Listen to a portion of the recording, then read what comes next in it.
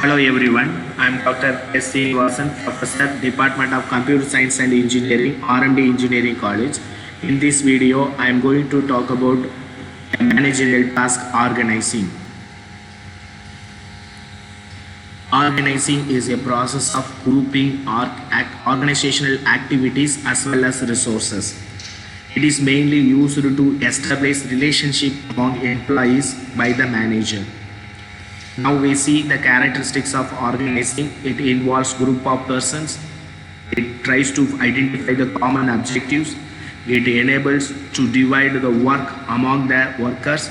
It facilitates coordination as well as communications. It identifies the central authority to manage the group. It helps to enforce the rules and regulations of the organizations, and it considers the environmental aspects for grouping people. Let us see what those are. The group of persons. The organization is typically consists of a group of people. They are work together to achieve the common objectives.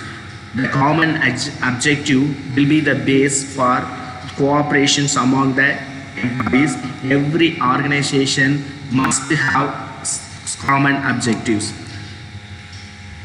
The third characteristics is the division of work.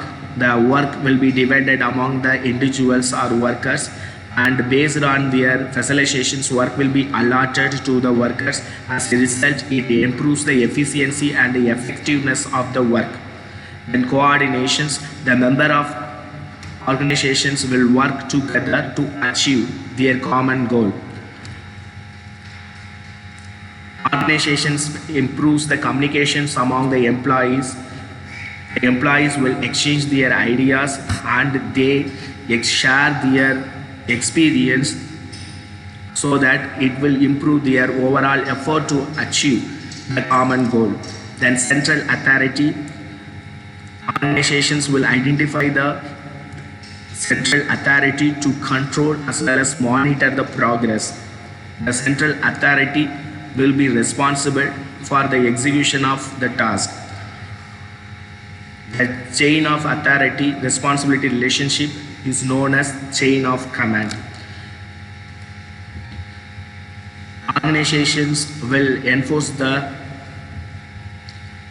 rules and regulations by organizing. It sets the rules as well as regulations for each and every employer or worker, including the managers in the organizations. And while grouping, we have to consider the economical aspects, social, political as well as legal factors to form new groups or workforce. Now we see the importance of organizing. It facilitates administration, it encourages growth and diversification. It improves the optimal usage of technology. It simulates innovation as well as technology in the organizations. It encourages good human relationship among the workers. It ensures continuity of enterprises. Finally, it facilitates close coordination among the employees. Thus, organizing will improve the overall outcome or productivity of the organizations. Thanks for watching this video.